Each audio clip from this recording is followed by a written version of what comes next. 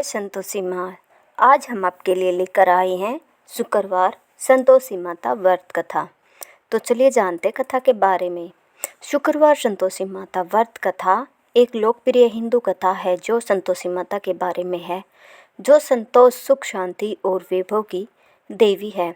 संतोषी माता व्रत कथा का संदेश यह है कि माता पिता का सम्मान करना चाहिए और उनके प्रति कर्तव्य निभाना चाहिए। संतोषी माता उन भक्तों की रक्षा करती है जो उन्हें सच्चे मन से शुक्रवार का व्रत करने वालों को इस दिन किसी भी प्रकार की खट्टी चीज़ें नहीं खानी चाहिए। कहा जाता है कि ऐसा करने से माँ संतोषी नाराज हो जाती है और व्रत भंग हो जाता है। सिर्फ व्रती महिला को नहीं बल्कि किसी को भी खटाई नहीं खानी चाहिए। संतोषी माता व्रत के दौरान माता को भोग लगाने के लिए गुड़ और चने का इस्तेमाल किया जाता है। व्रती इस प्रसाद को जरूर खाते हैं। जिस घर में शुक्रवार का व्रत किया जाता हो उस घर के किसी सदस्यों को इस दिन मदिरा का सेवन नहीं करना चाहिए, सात्विक आहार लेना चाहिए। तो चलिए जानते हैं कथा के बारे में। एक बुढ़िया थी, उसके 7 बेटे थे। 6 कमाने वाले थे और एक निकम्मा था। बुढ़िया 6 की रसोई बनाती, भोजन कराती और उनसे जो कुछ जूठन बचती वो सात्विक को दे देती थी। एक दिन वह पत्नी से बोला, देखो मेरी माँ को मुझसे कितना प्रेम है। वह बोली, क्यों नहीं होगा प्रेम, वो आपको सबका झूठा जो खिलाती है। वो बोला, ऐसा नहीं हो सकता है, जब तक मैं अपनी आंखों से न देख लूँ मैं मान ही नहीं सकता। कुछ दिन बाद त्योहार आया। घर में 7 प्रकार का भोजन और लड्डू बने। वह जांचने के लिए सिर दर्द का बहाना कर पतला वस्त्र सिर पर ओढ़े रसोई घर में सो गया। वह कपड़े में से सब देखता रहा। सब भाई भोजन करने आए। उसने देखा माँ ने उनके लिए सुंदर आसन बिछाया, हर प्रकार का भोजन रखा और उन्हें बुलाया। वह देखता रहा। जब सारे भाई भोजन करके उठे तो माँ ने उनकी झूठी थालियों से लड्डू के टुकड़े उठाकर एक लड्डू बनाया। झूठन साफ करके बुढ़िया माँ ने उसे पुकारा, बेटा 6 भाई भोजन कर गए, तू कब खाएगा? वो कहने लगा, माँ मुझे भोजन नहीं करना, मैं परदेश को जा रहा हूँ। माँ ने बोला, कल जाता हुआ तो आज ही चला जा। वो बोला, हाँ आज ही जा रहा हूँ। यह कहकर वह घर से निकल गया। चलते समय पत्नी की याद आ गई। वह गौशाला में कंडे थाप रही थी। वह जाकर बोला, हम जावे परदेश, आवेंगे कुछ काल, तुम रहियो संतोष से, धर्म अपनो पाल। वह बोली, जाओ पिया आनंद से, हमारो सोच हटाई, राम भरोसे हम रहे, ईश्वर तुम्हें सहाय।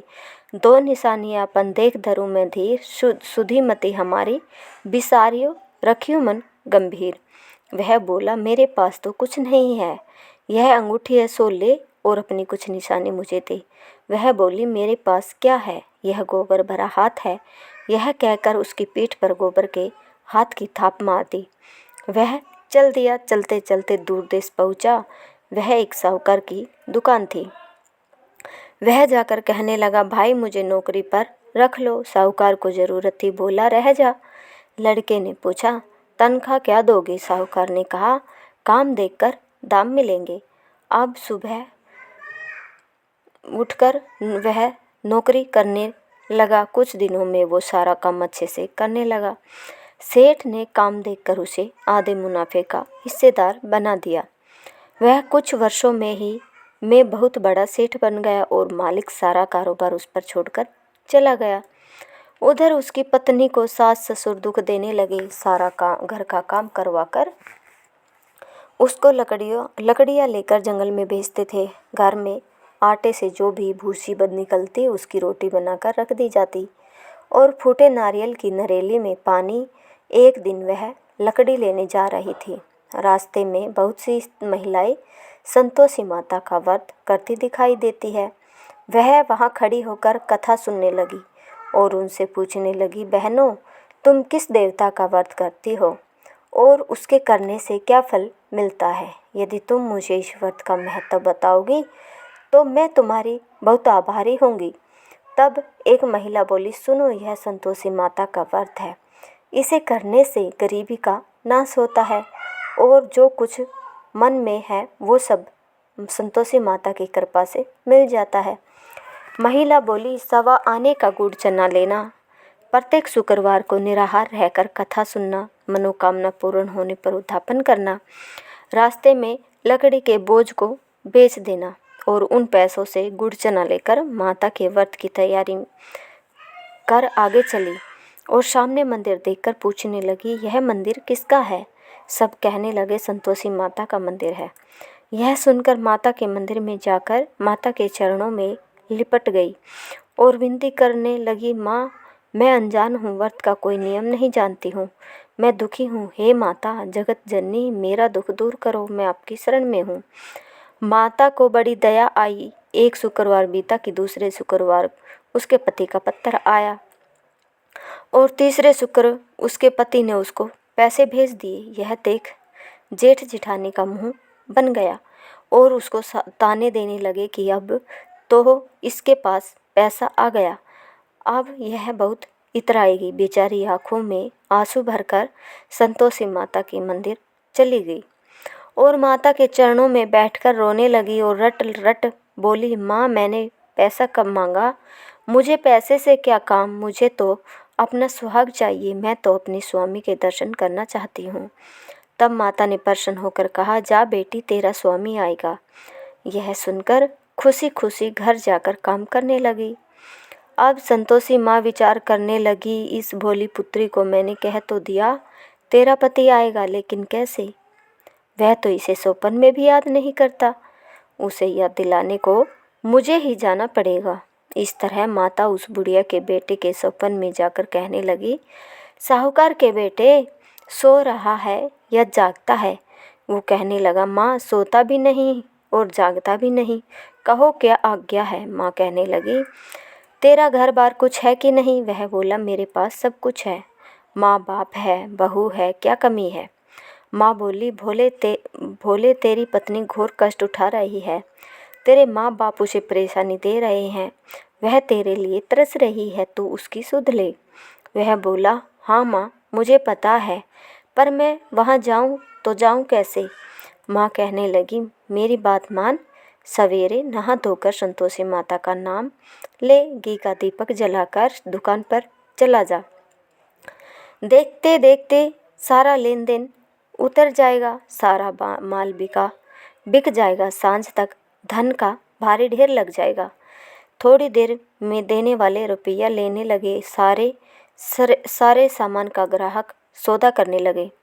शाम तक धन का भारी ढेर इकट्ठा हो गया और संतोषी माता का यह चमत्कार देख खुश होने लगा और धन इकट्ठा कर घर ले जाने के लिए वस्त्र गहने खरीदने लगा और घर को निकल गया। उधर उसकी पत्नी जंगल में लकड़ी लेने जाती है, लौटते वक्त माता जी के मंदिर में आराम करती है। प्रतिदिन वह वहीं विश्राम किया करती थी। अचानक से धूल उड़ने लगी। धूल उठती देख वह माता से पूछने लगी, हे माता, यह धूल कैसी उड़ रही है?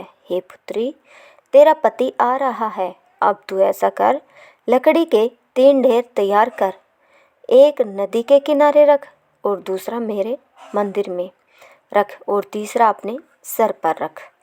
तेरे पति को लकड़ियों का गट्ठर देखकर तेरे लिए मोह पैदा होगा, वह यहाँ रुकेगा, नाश्ता पानी खाकर माँ से मिलने जाएगा। तब तू लकड़ियों का बोझ उठाकर चौक पर जाना और गट्ठर नीचे रखकर जोर से आवाज़ लगाना, लो सासू जी, लकड़ियों का गट्ठा लो, भूसी की रोटी दो, नारियल के खोपरे में पानी दो, आज मेहमान कौन आया है? माता जी से इच्छा कहकर जैसा माँ ने कहा वैसा करने लगी। इतने में मुसाफिर आ गया। सूखी लकड़ी देख उनकी इच्छा हुई कि हम यहीं आराम करें और भोजन बनाकर खा पीकर गांव जाए। आराम करके गांव को चले गए।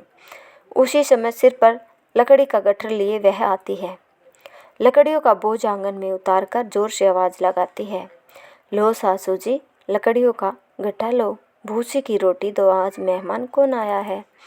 यह सुनकर उसकी सास बाहर आकर अपने दिए हुए कष्टों को भुलाने के लिए कहती है, बहू, ऐसे क्यों कह रही है? तेरा मालिक आया है, आ बैठ, भोजन कर, कपड़े गहने पहन। उसकी आवाज़ सुन उसका पति बाहर आ जाता है। अंगूठी देखकर व्याकुल हो जाता है। माँ से पूछता है, माँ यह कौन है? माँ बोली, बेटा यह तेरी बहू है। जब से तू गया है तब से सारे गांव में भटकती फिरती है। घर का कामकाज कुछ करती नहीं है, 4 पहर आकर खा जाती है। वह बोला, ठीक है माँ, मैंने इसे भी देखा और तुम्हें भी। अब दूसरे घर की चाबी दो, उसमें रहूँगा। माँ बोली, ठीक है। तब वह दूसरे मकान की तीसरी मंजिल का कमरा खोल सारा सामान जमाया। एक दिन में राजा के महल जैसा ठाट-बाट बन गया। अब क्या था, बहू सुख भोगने लगी। इतने में शुक्रवार आया। पति ने से कहा, मुझे संतोषी माता के व्रत का उद्यापन करना है। पति बोला, खुशी से कर लो। वह उद्यापन की तैयारी करने लगी। जेठानी के लड़कों को भोजन के लिए कहने गई। उन्होंने कहा, ठीक है, पर पीछे से जेठानी ने अपने बच्चों से कहा, भोजन के वक्त खटाई मांगना, जिससे उसका उद्यापन न हो। लड़के गए। खीर खाकर पेट भर गया, लेकिन खाते ही कहने लगे, हमें खटाई दो, हमें खीर नहीं खानी है। वह कहने लगी, खटाई नहीं दी जाएगी, यह तो संतोषी माता का प्रसाद है। लड़के उठ खड़े हुए, बोले, पैसा लाओ। भोली बहू कुछ जानती नहीं थी, उन्हें पैसे दे दिए। लड़के उसी समय मिली लेकर खाने लगे। यह देखकर बहू पर माताजी ने गुस्सा किया। राजा के दूत उसके पति को पकड़कर ले गए। जेठ जेठानी कहने लगे, लूट लूट कर धन लाया था, अब पता लगेगा जब जेल की मार खाएगा। बहू से यह सहन नहीं हुए शब्द रोती हुई मंदिर गई। कहने लगी, हे माता, यह क्या किया? हंसाकर अब भक्तों को रुलाने लगी। माता बोली, बेटी तूने उद्यापन करके मेरा व्रत भंग किया है। वह कहने लगी, माता मैंने क्या अपराध किया? मैंने भूल से लड़कों को पैसे दिए थे, मुझे क्षमा करो, मैं फिर तुम्हारा उद्यापन करूँगी।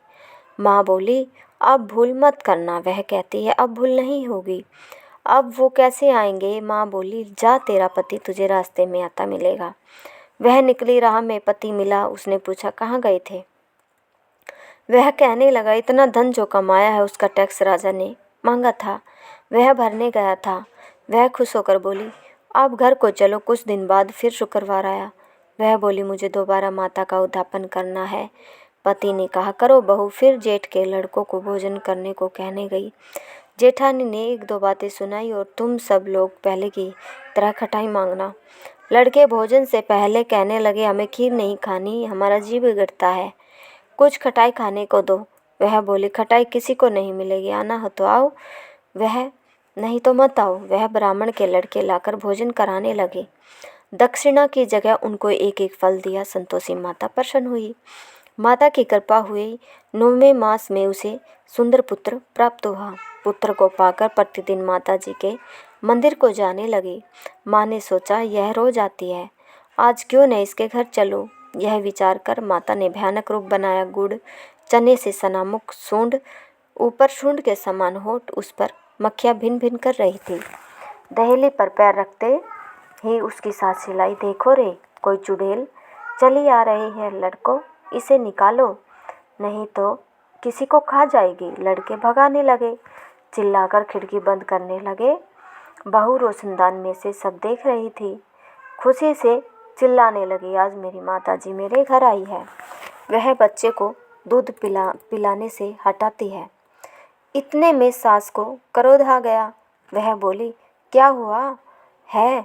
बच्चे को पटक दिया। इतने में माँ के प्रताप से लड़के ही लड़के नजर आने लगे। वह बोली, माँ मैं जिसका व्रत करती हूँ यह संतोषी माता है। सबने माता जी के चरण पकड़ लिए और विनती कर कहने लगे, हे माता, हम नादान हैं, तुम्हारा व्रत भंग कर हमने बड़ा अपराध किया है, माता आप हमारा अपराध क्षमा करो। इस प्रकार माता प्रसन्न हुई। बहू को प्रसन्न हो, जैसा फल दिया वैसा सबको दे, जो पड़े उसका मनोरथ पूर्ण हो। बोलो संतोषी माता की जय। अगर आपको हमारी यह कहानी पसंद आई हो तो प्लीज़ हमारे चैनल को लाइक शेयर सब्सक्राइब ज़रूर करें। धन्यवाद।